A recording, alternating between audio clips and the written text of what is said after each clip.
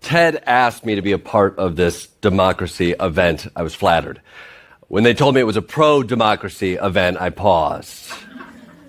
Giving everyone a voice. One in 10 Americans believe chocolate milk comes from brown cows. I guess if democracy is hearing from the voice of the people, consider me skeptical of that conversation. Because I think we're incapable of having it. Globally, we're tuning people out. The cultural conversations we have are dictated by the forums we have them in. Maximum volume, short duration. Hell, even right now, this TED Talk is only 7 minutes. I remember when TED Talks used to be 18 minutes long. Now you have to communicate the economics behind climate catastrophe and the time it takes for a potty break. So, how do we get better at talking to one another? If democracy depends on discourse, on compromise, how do we have civil conversations? Well, the long answer is destroy the bias of social media and the cesspool of misinformation that is propagated by the entertainment machine that dominates our politics and discourse.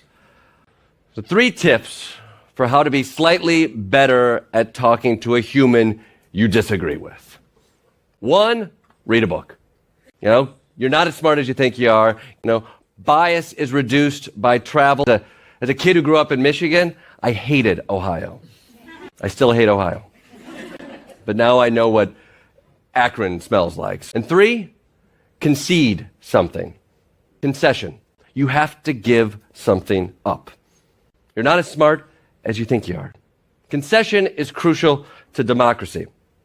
To concede comes from the Latin consensus, which means to find agreement. Like many of us, I find my desire to be seen as smart outweighs my desire to shut up when I don't know what I'm talking about. We think our strongest weapon is our certainty, but the most relatable thing about us is our failure.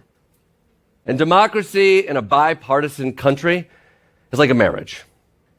And in America, we are at the couples counseling phase. Republicans, maybe vaccines aren't the work of the devil. Democrats, maybe Portland does suck. Canada, it's 2023. It's not popular to concede.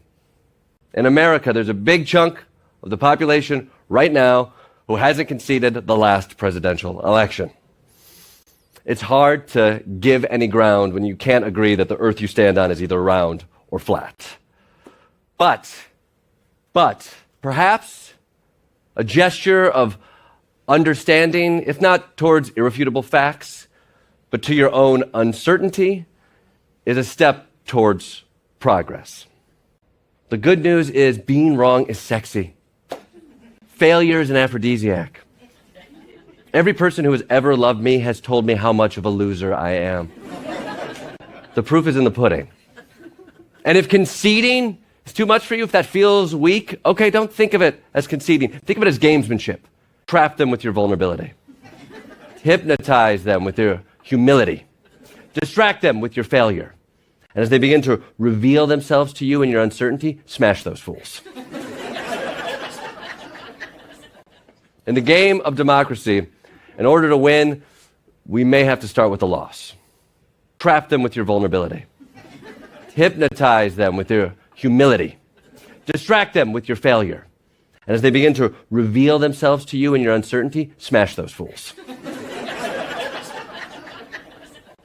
In the game of democracy, in order to win, we may have to start with a loss.